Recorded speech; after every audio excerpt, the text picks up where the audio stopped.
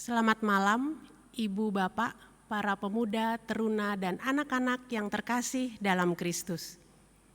Sungguh besar kasih setia Tuhan dalam hidup kita.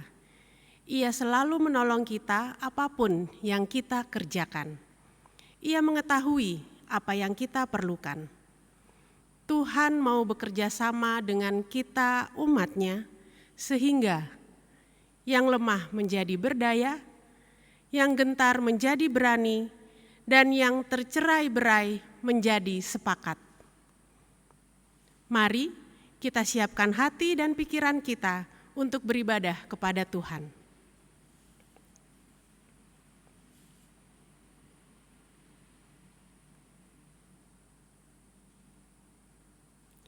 Ibu, Bapak, pemuda, teruna, dan anak-anak, marilah kita berdiri dengan kerendahan hati dan dengan sukacita muliakanlah Tuhan.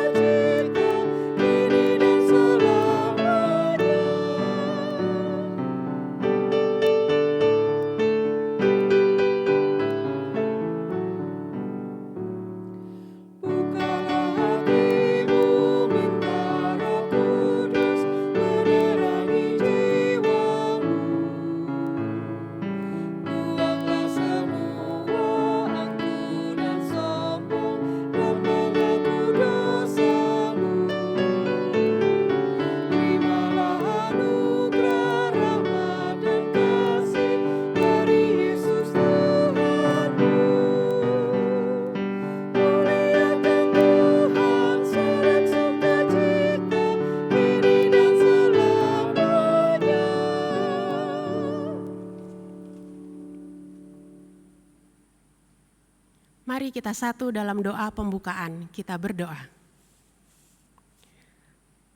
Kami mengucap syukur ya Tuhan, karena Engkau sungguh mengasihi kami. Saat ini kami akan memulai ibadah. Kiranya cahaya kasih-Mu menerangi kami dan hadirlah ya Tuhan. Pimpin ibadah ini agar kami dapat mengerti dan memahami firman-Mu. Dalam nama Bapa, Anak, dan Roh Kudus kami berdoa. Amin.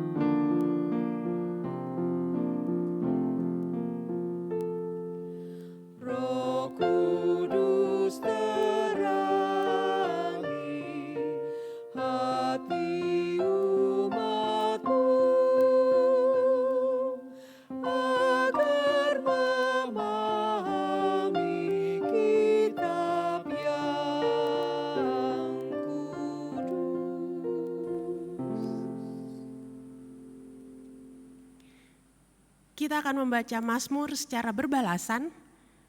Mazmur pasal 133 ayat 1 sampai 3. Mari jemaat Tuhan kita baca berbalasan Mazmur 133 ayat 1 sampai 3. Persaudaraan yang rukun, nyanyian ziarah Daud. Sungguh alangkah baiknya dan indahnya apabila saudara-saudara diam bersama dengan rukun. Seperti minyak yang baik di atas kepala, meleleh ke janggut, yang meleleh ke janggut Harun, dan ke leher jubahnya, seperti embun gunung Hermon yang turun. ke atas gunung-gunung Sion, Sebab kesanalah Tuhan memerintahkan berkat. kehidupan untuk selama-lamanya. Jemaat Tuhan dipersilahkan duduk.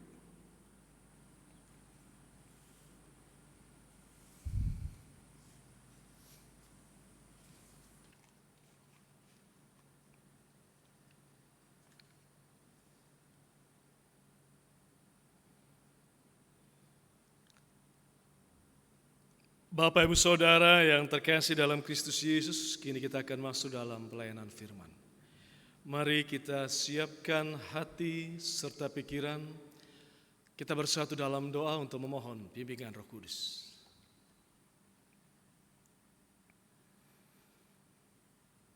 Ya Allah, Bapa yang Maha Besar, ya Kristus Maha Pengasih, terangilah hati, pikiran kami dengan kuasa Roh Kudus-Mu, agar dengan bimbingan Roh Kudus-Mu, kami dimampukan bukan hanya mengerti dan memahami, namun kami bisa menghayati akan makna firman ini dengan menerapkannya dalam kehidupan kami hari lepas hari. Berfirmanlah Tuhan, karena kami umat-Mu ini telah siap untuk mendengarkannya. Di dalam Kristus Yesus, kami peralaskan doa ini. Amin. Bapak Ibu Saudara yang terkasih, kini marilah kita berdiri untuk mendengarkan firman Tuhan yang dibacakan dari kitab Hakim-Hakim, pasal yang ke-7, ayat 15 hingga ayat yang ke-25. Yang menyatakan, segera sesudah Gideon mendengar mimpi itu diceritakan dengan maknanya, sujudlah ia menyembah. Kemudian pulanglah ia ke perkemahan orang Israel, lalu berkata, bangunlah, sebab Tuhan telah menyerahkan perkemahan orang Midian ke dalam tanganmu. Sesudah itu, dibaginyalah ke 300 orang itu dalam 3 pasukan, dan ke tangan mereka semuanya diberikannya sangkakala dan buyung kosong dengan suluh di dalam buyung itu. Dan berkatalah ia kepada mereka, perhatikanlah aku dan lakukanlah seperti yang kulakukan. Maka apabila aku sampai ke ujung perkemahan itu, haruslah kamu lakukan seperti yang kulakukan. Apabila aku dan semua orang yang bersama dengan aku meniup sangkakala, maka haruslah kamu juga meniup sangkakala sekeliling seluruh perkemahan itu dan berseru, demi Tuhan dan demi Gideon. Lalu Gideon dan ke-100 orang yang bersama-sama dengan dia sampai ke ujung perkemahan itu pada waktu permulaan giliran jaga tengah malam, ketika penjaga-penjaga baru saja ditempatkan. Lalu mereka meniup sangkakala sambil memecahkan buyung yang di tangan mereka. Demikianlah, ketiga pasukan itu bersama-sama meniup sangkakala dan memecahkan buyung dengan memegang obor di tangan kirinya dan sangkakala di tangan kanannya untuk ditiup, serta berseru, pedang demi Tuhan dan demi Gideon. Sementara itu, tinggallah mereka berdiri masing-masing di tempatnya sekeliling perkemahan itu. Tetapi seluruh tentara musuh menjadi kacau balau, berteriak-teriak dan melarikan diri. Sedang ke-300 orang itu meniup sangkakala, maka di perkemahan itu Tuhan membuat pedang yang seorang diarahkan kepada yang lain. Lalu larilah tentara itu sampai ke Betsita ke arah Zerera, sampai ke pinggir Abel Mehola dekat Tabat. Kemudian dikerahkanlah orang-orang Israel dari suku Naftali dan dari suku Asyer dan dari segenap suku Manasye. Lalu mereka mengejar orang Midian itu. Gideon menyuruh juga orang ke seluruh pegunungan Efraim dengan pesan, turunlah menghadapi orang Midian, dan dudukilah segala batang air sampai ke Bet-bara dan juga sungai Yordan. Maka semua orang Efraim dikerahkan, lalu mereka menduduki segala batang air sampai ke Bet-bara juga sungai Yordan. Mereka berhasil menawan dua raja Midian, yaitu Oreb dan Zeeb. Oreb dibunuh di gunung batu Oreb, dan Zeeb dibunuh dalam tempat pemerasan anggur Zeeb. Mereka mengejar orang Midian itu, lalu mereka membawa kepala Oreb dan kepala Zeeb kepada Gideon di seberang sungai Yordan. Demikianlah pembacaan Alkitab. Berbahagialah semua orang yang mendengarkan firman Tuhan dan melakukannya. Terpujilah Tuhan Yesus.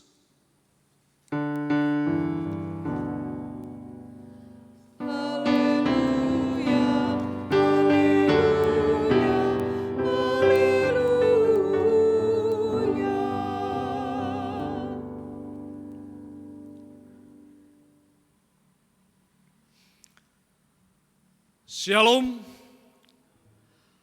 Bapak Ibu Saudara yang terkasih di dalam Kristus Yesus. Sebelum kita kupas renungan ini, saya mau berbagi satu joke, satu anekdot. Ini cerita tentang seorang anak sekolah minggu yang pulang dari sekolah minggu ya, dari ibadah minggu pelayanan anak. Dia pulang, kemudian dia bercerita kepada orang tuanya ketika orang tuanya bertanya, tadi kakak guru sekolah minggu cerita apa?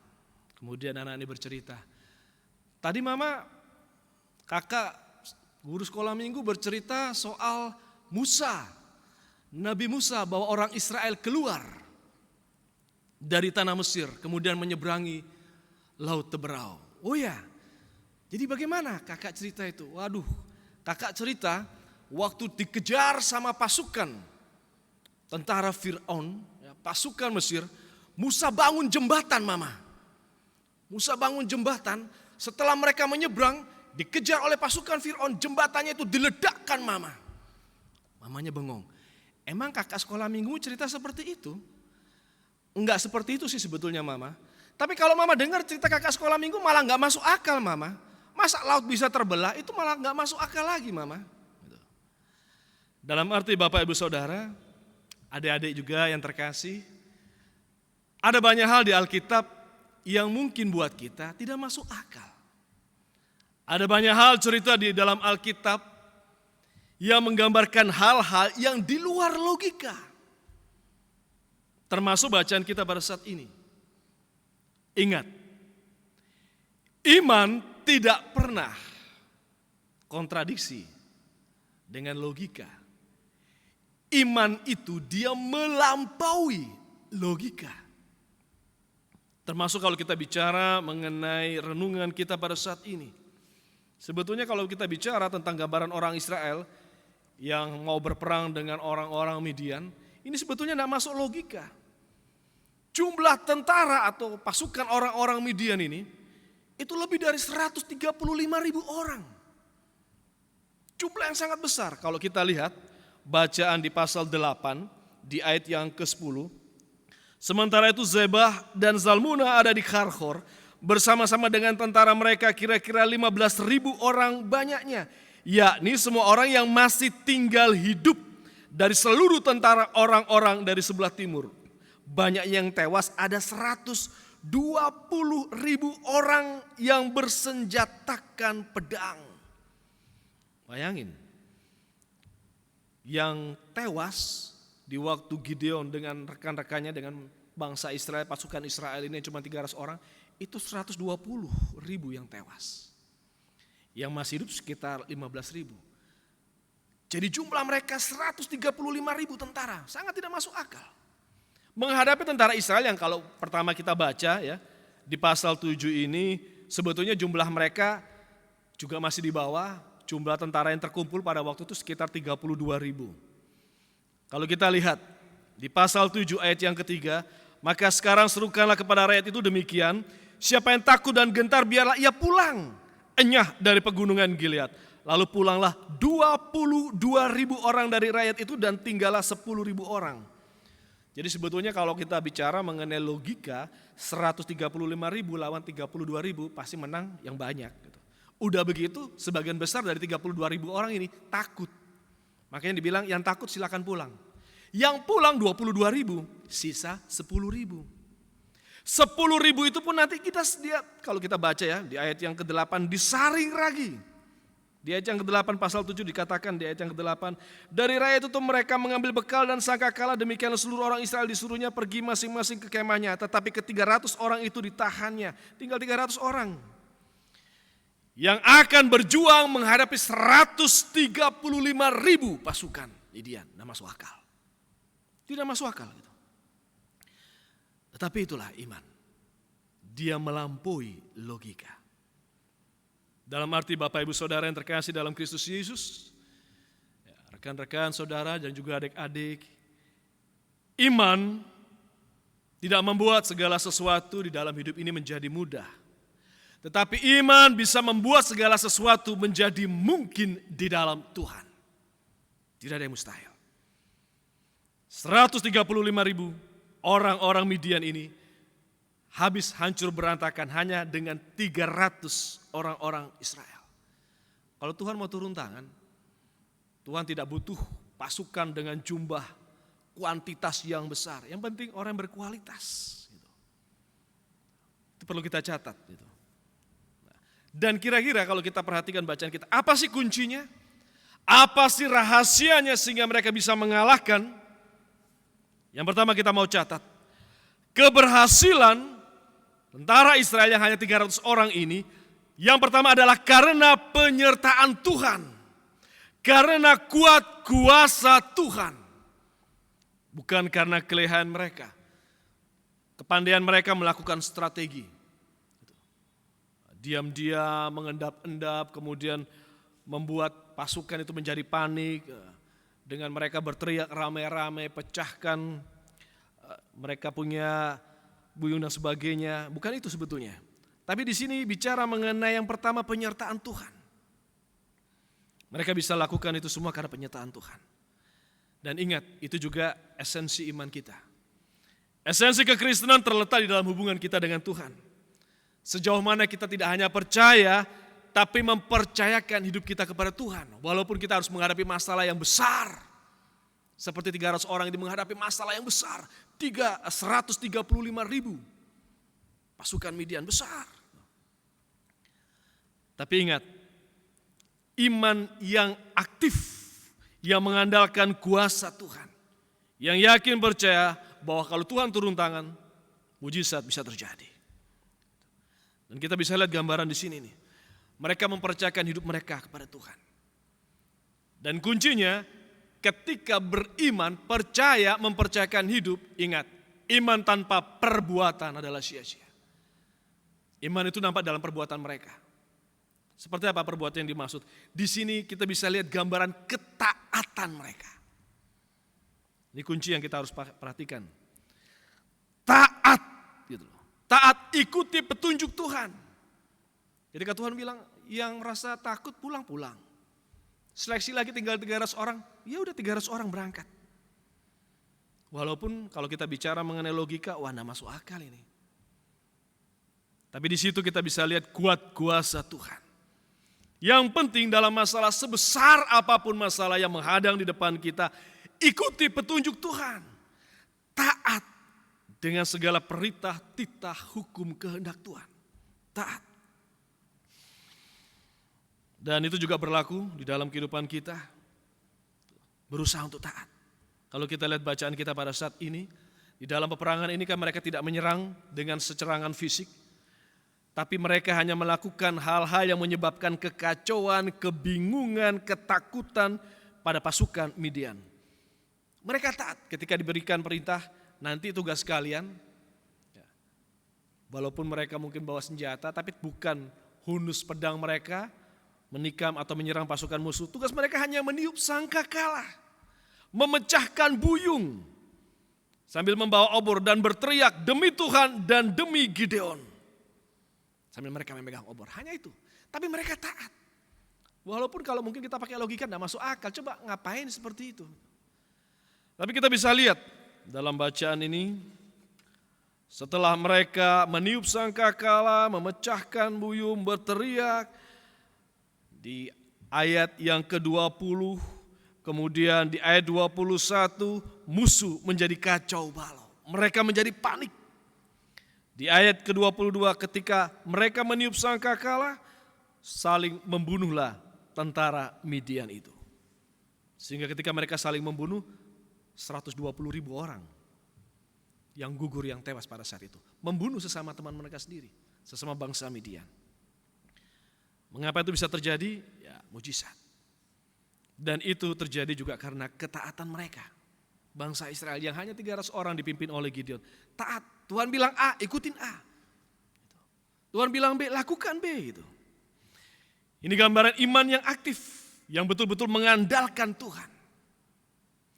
Nah, Bapak Ibu Saudara yang terkasih di dalam Kristus Yesus, ini juga berlaku dalam kehidupan kita. Di dalam permasalahan yang datang menghadang dalam kehidupan ini, entah masalah apapun itu, apalagi mungkin di tengah-tengah situasi wabah pandemik yang datang menghampiri pada saat ini, ada banyak dari kita yang mungkin entah karena terpapar oleh virus ini atau terdampak dengan pekerjaan dan sebagainya. Apapun masalah yang kita hadapi, yakin akan kuasa Tuhan. Taat di dalam iman percaya kita kepada Tuhan. Ikuti perintah Tuhan. Juga di dalam penata layanan di keluarga besar Jemaat Nazaret. Ada banyak hal yang mungkin membuat kita bergumul, tapi dari bacaan ini kita bisa lihat. Taat yang Tuhan butuhkan di dalam penata layanan bukan orang-orang yang merasa dirinya mampu, yang merasa dirinya pintar, tapi orang-orang yang takut akan Tuhan. Saya suka bicara mengenai takut akan Tuhan. Kata takut ini, kata yirat ini bahasa Ibrani ini, yare ini bicara taat. Orang yang takut akan Tuhan itu berarti orang yang taat. Kata yare ini bukan hanya bicara taat, tapi juga hormat yang mendalam. Jadi kita punya rasa hormat yang mendalam kepada Tuhan, kita taat akan segala perintah Tuhan, itu menggambarkan bahwa kita orang yang takut akan Tuhan. Jadi Tuhan bisa pakai orang-orang bukan orang yang merasa dirinya mampu atau pintar, tapi orang yang punya hormat yang mendalam kepada Tuhan, taat, takut akan Tuhan. Taat untuk melakukan apa yang Tuhan kehendaki dan siap untuk Tuhan pakai. Dan masalah apapun, termasuk di dalam penata layanan. Sebesar apapun masalah yang menghadang kita pasti bisa selesaikan itu. Jika kita mau taat pada Tuhan. Nah, Bapak Ibu Saudara yang terkasih dalam Kristus Yesus, di dalam bacaan ini kita bukan hanya melihat tentang ketaatan mereka kepada Tuhan, tapi mereka bisa melakukan semua kerja keras ini karena ada kekompakan juga tim mereka. Kompak.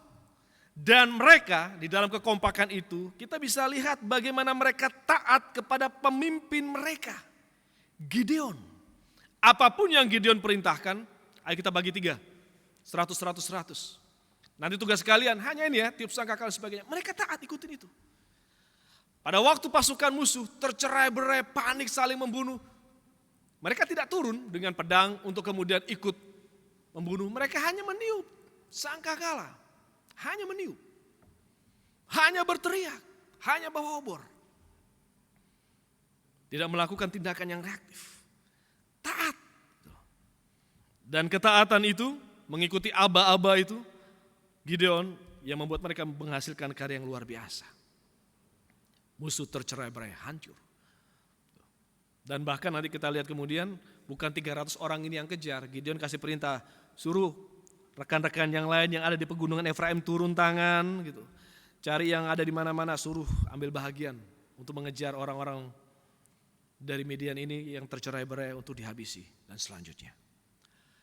Bapak Ibu Saudara yang terkasih dalam Kristus Yesus, dari kekompakan tim kerjasama ini kita bisa lihat bagaimana bangsa Israel khususnya 300 orang ini. Mereka bukan hanya taat, takut patuh pada Tuhan, tapi mereka juga taat akan kepemimpinan dari Gideon.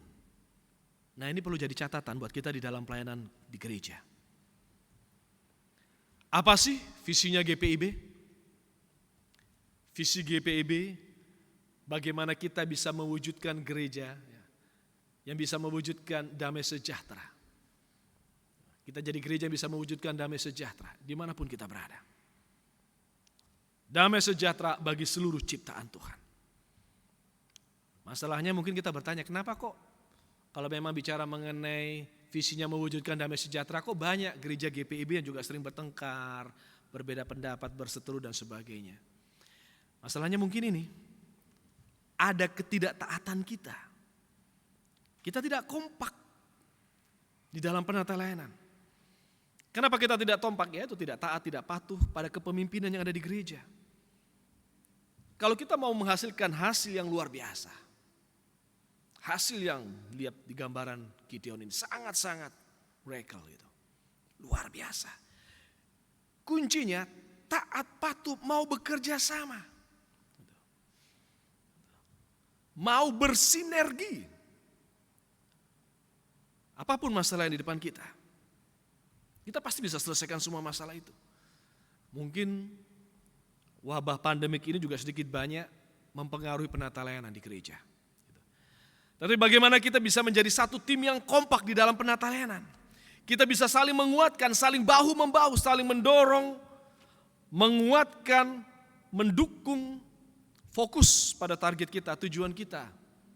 Ambil bagian dalam penata layanan untuk tetap bisa menghadirkan damai sejahtera. Apapun masalah yang menghadang di depan. Jangan reaktif dalam arti kalau seandainya 300 orang tadi itu, kemudian ada yang merasa musuh sudah kacau balau, kemudian berusaha untuk bertindak reaktif, turun, ambil bagian, kemudian membuat kerusuhan di situ, menghantam atau menyerang orang-orang Midian, bahkan mungkin akan membuat keadaan menjadi orang Midian bisa lihat, oh ternyata ini yang meniup ini bagian-bagian dari musuh dan sebagainya, dan bisa terjadi hal yang sebaliknya. Gitu. Dalam arti ketaatan, kepatuhan di dalam penata layanan, jangan sampai di dalam situasi pelayanan ketika kita menghadapi masalah yang besar, ada hal yang membuat kita reaktif, ingin tunjuk diri. Kadang-kadang banyak orang yang suka makan puji ya, dan itu mungkin terbawa dalam pelayanan. Orang yang mungkin iri, dengki, berusaha untuk saling menjatuhkan, kenapa harus dia, seharusnya gue bisa lebih daripada dia ya. Jatuh dalam kesombongan, ingin jadi yang nomor satu, dihormati. Saya tidak tahu kenapa orang suka makan puji, kalau saya lebih suka makan RW, makan babi rica begitu. Tapi itu dalam pelayanan. Bapak Ibu Saudara, kalau kita perhatikan banyak dalam pelayanan kadang-kala kita tersandung pada keberadaan tim kerja yang tidak mau mensupport, mendukung satu sama lain. Ada yang kerjanya hanya mengkritik tanpa memberikan solusi. Dan biasanya orang yang suka mengkritik, komplain, debat, biasanya cuma suka jadi penonton gitu, tanpa mau berkarya. Bagaimana kita betul-betul ambil bagian, memberi solusi, bukan sekedar nyinyir gitu. Kita perhatikan coba kalau mengenai satu tim sepak bola, ketika mereka bertanding. Suksesnya tim sepak bola ini bukan hanya tergantung pada pemain-pemainnya. Biasanya selain tim atau kerjasama tim itu, ada pemain ke-12 yang membuat mereka bisa dapat semangat luar biasa. Maksudnya apa pemain ke-12? Penonton gitu. Dukungan supporter, yel-yel dan sebagainya itu bisa menjadi support gitu. Nyawa tambahan bagi tim. Coba ketika tim sudah mainnya agak kacau, supporternya malah kemudian ngeledeki, wah semakin mentalnya jatuh. Gitu. Tapi kita seharusnya tetap penonton yang baik, supporter yang baik, ketika pemain yang dia kagumi, tokoh-tokoh dia, idolanya jatuh bangun dan kemudian mereka akan terus berikan spirit. Ayo berikan yang terbaik. Gitu. Dan itu juga yang seharusnya catatan di dalam penata layanan. Jangan hanya sibuk kritik, komplain, nyinyir. Tapi bagaimana kita berusaha mensupport. Berikan yang terbaik, kerja sama tim. Tidak ada yang sempurna di dunia ini. Tapi kalau kita mau bisa berhasil dengan hal yang luar biasa seperti dalam cerita Gideon, Coba belajar dari 300 orang ini. Taat dengan apa kepemimpinan Gideon. Kita taat dengan kepemimpinan di gereja. Ketaatan dan dengan berkat Tuhan, mujizat pasti bisa terjadi. Ketika kita berserah, maka penyertaan Tuhan, kuat kuasa Tuhan yang akan memampukan kita berikan yang terbaik dan akan berhasil maksimal dalam pelayanan. Nah, Bapak Ibu Saudara yang terkasih dalam Kristus Yesus, saya berharap renungan ini jadi catatan buat kita, keluarga besar Jemaat Nazaret, mulai di dalam penatalayanan kita, berserah, taat kepada Tuhan, taat juga di dalam kepemimpinan, mereka ambil bagian di dalam kepemimpinan, para presbiter atau majelis jemaat di Nazaret. Dan ini juga bisa kita terapkan dimanapun kita berada, di tempat kerja, dengan rekan-rekan tim kerja kita. Dan percaya bahwa Tuhan akan mampukan kita. Ketika Tuhan turun tangan, Dia tunjukkan kuat kuasanya. Dia akan bisa buat kita berikan hal-hal yang luar biasa. Biarlah Roh Kudus yang mampukan kita bukan hanya mengerti dan memahami. Tuhan Yesus memberkati. Amin.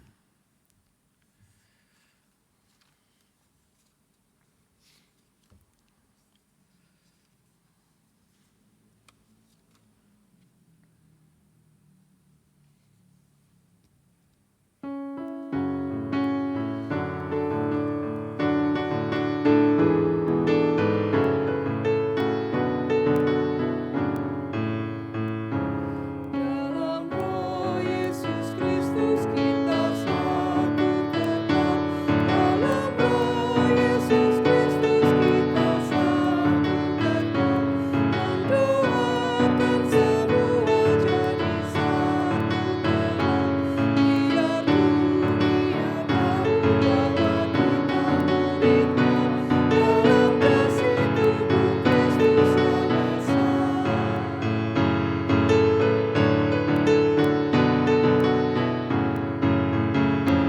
Kita jalan bersama bergandengan erat. Kita jalan bersama bergandengan erat. Menyiarkan berita bahwa Tuhan dekat. Biar dunia tahu bahwa kita murid-Nya dalam kasih tubuh Kristus yang esa. Kita bahu-membahu melayani terus. Kita bahu-membahu melayani terus. Kita saling membela dalam kasih kudus. Biar dunia tahu bahwa kita murid-Nya dalam kasih tubuh Kristus yang esa.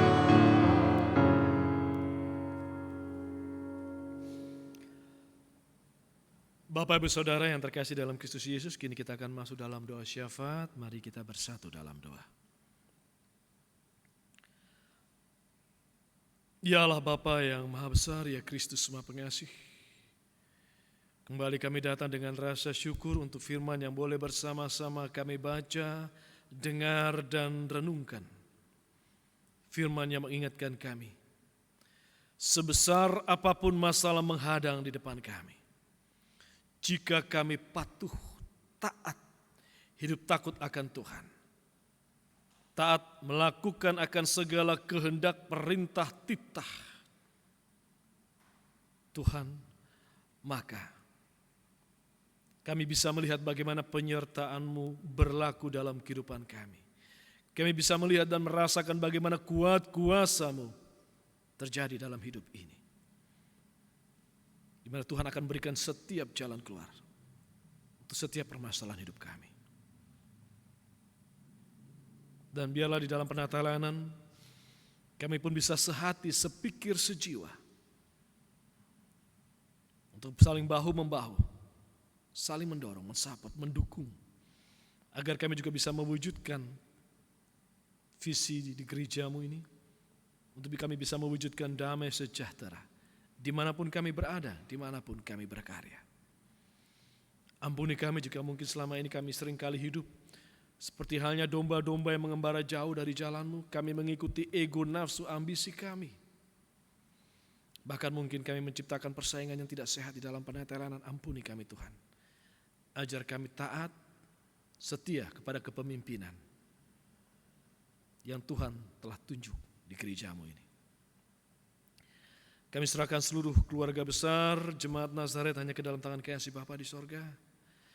Berkati para pelayan-pelayan-Mu, para presbiter, unit-unit misioner, pelayan pengurus pelkat, panitia, BPPJ. Mampukan kami bisa berikan yang terbaik di dalam menjalankan amanat agung-Mu. Melayani dengan penuh rasa hormat, melayani dengan penuh ketaatan dan takut akan Tuhan. Dan di tengah-tengah rasa syukur kami juga mohon Tuhan, pergumulan kami umat-Mu. Di tengah-tengah situasi wabah dan pandemi pada saat ini, banyak dari saudara-saudara kami yang mungkin pada saat ini sedang terpapar virus COVID ini, atau terdampak dengan kehilangan pekerjaan, terlilit dengan beban ekonomi. Kami mohon kiranya Tuhan topang kami. Untuk saudara kami sedang bergumul dengan pekerjaan, dengan masa depan, dengan pasangan hidupnya, atau bergumul dengan masalah kehidupan rumah tangganya. Karena ada hal-hal yang mengganggu keharmonisan kehidupan rumah tangga mereka. Kami hanya mohon juga kuat kuasa Tuhan terjadi dalam kehidupan mereka. Topang kami, kuatkan kami. Ajar kami untuk setia taat. Agar kami bisa melihat mujizat karya-Mu, kuat kuasa-Mu terjadi dengan jalan keluar yang kami bisa jumpai. Kami juga berdoa untuk mereka yang sedang terbaring lemah dan sakit. Untuk keberadaan Bapak Regah setelah menjalani operasi di Rumah Sakit Bintaro, Ibu Titin Syahid Suyut di Rumah Sakit MRCC Siloam Semanggi, Penatua Eti Syahid Suyut, Ibu Lumempo Sumlang, Yeken Lisens Sirait, Bapak Pratasik, Bapak Martin Sumampo, Bapak Rensi Sepusepa, Bapak Willy Nayawan, Ibu Lis Juariah, Ibu Ismiati Aritonang, Bapak Jos Manuhutu, dan juga mereka sedang terbaring dan berada dalam proses pemulihan. Mirele Priscilla Elwama, Ibu Poyo Ole, Bapak Bobi Kalalo, Bapak Feni Haryono, Andreas Sirait, Pendeta Tushia Hatumesen Tapilato, Diaken Vivaldi Watimena, dan saudara-saudara kami yang lain yang belum bisa kami sebutkan namanya satu persatu. Kami hanya datang berlutut memohon kemurahan hati Tuhan. Kalau Tuhan berkenan mengulurkan tangan kasih-Mu, setetes saja berkat-Mu Tuhan, itu lebih daripada cukup. Untuk mujizat bisa terjadi dengan kepulihan saudara-saudara kami.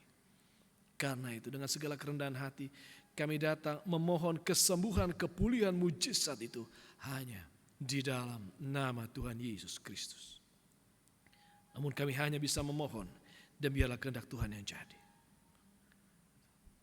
Beri kami kekuatan, kesabaran, ketabahan.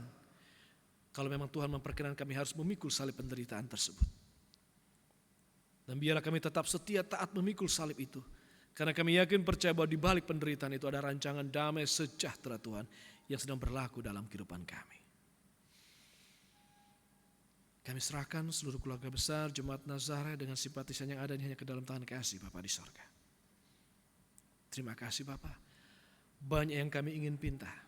Namun kami yakin, kami percaya Tuhan tahu kebutuhan kami. Dan Tuhan bisa memperlengkapi apa yang kami butuhkan. Dan ajar kami meletakkan setiap keinginan kami di bawah kehendak-Mu yang penuh dengan rancangan damai sejahtera itu. Inilah doa permohonan dan rasa syukur kami. Dan kami mau serahkan peralaskan doa-doa ini hanya di dalam nama Kristus Yesus, Tuhan dan Juru Selamat kami yang hidup, yang juga telah mengajar kami berdoa. Bapa kami yang di sorga, dikuduskanlah nama-Mu, datanglah kerajaan-Mu, jadilah kehendak-Mu di bumi seperti di sorga. Berilah kami pada hari ini makanan kami yang secukupnya, dan ampunilah kami akan kesalahan kami, seperti kami juga mengampuni orang yang bersalah kepada kami. Dan janganlah membawa kami ke dalam pencobaan, tetapi lepaskanlah kami daripada yang jahat.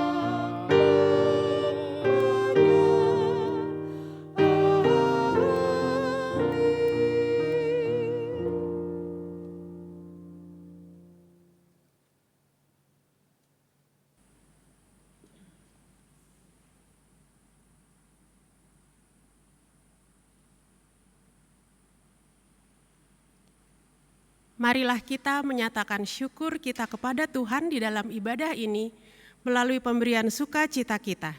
Sebab firman Tuhan dalam 1 Korintus 3 ayat 8 menyatakan, baik yang menanam maupun yang menyiram adalah sama, dan masing-masing akan menerima upahnya sesuai dengan pekerjaannya sendiri. Jemaat Tuhan, kita akan memuji Tuhan dengan kita bakti nomor 80, bait 1 kita nyanyikan sebelum memberi, bait 3 setelah memberi. Mari bawa persembahan.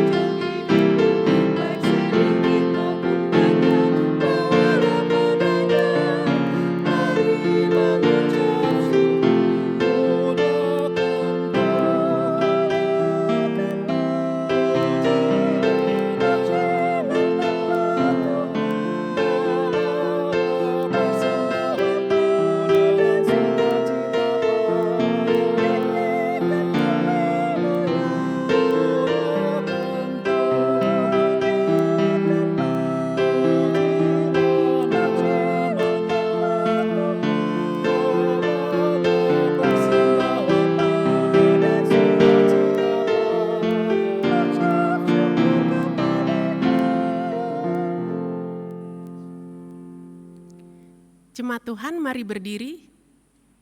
Kita menyerahkan ungkapan syukur kita dalam doa. Kita satu dalam doa.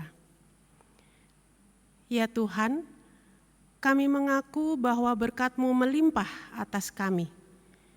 Kami pun menyadari bahwa apa yang kami persembahkan ini tidak sebanding dengan seluruh berkat-Mu. Namun, kami mohon kiranya Engkau menyempurnakan syukur kami yang telah kami nyatakan lewat persembahan ini. Demi Kristus kami berdoa. Amin.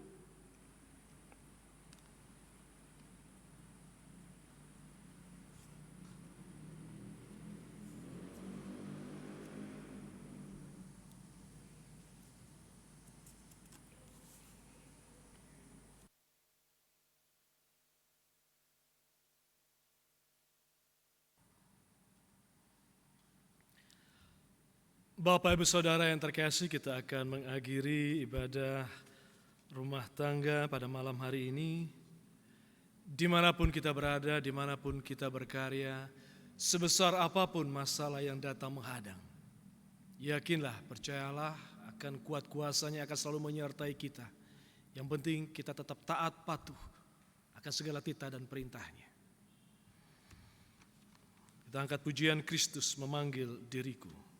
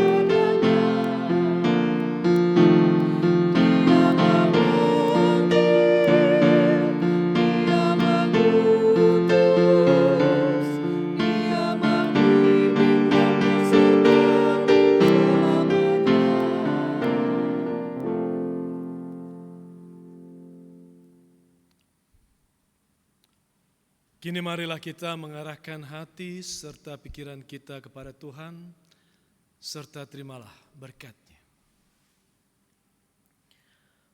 Tuhan memberkati engkau dan melindungi engkau.